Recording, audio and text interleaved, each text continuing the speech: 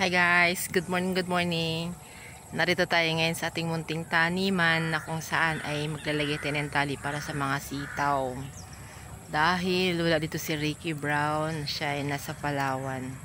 So ayan, paakyatin na namin yung sitaw at para tayo makakain ng gulay na walang chemicals o walang lason. Dahil ito ay naka-organic full harvest at meron tayong paupo ng mga organic materials. O kaya wala tayong pataba na nakakalason. Ang lahat ng meron dito ay natural.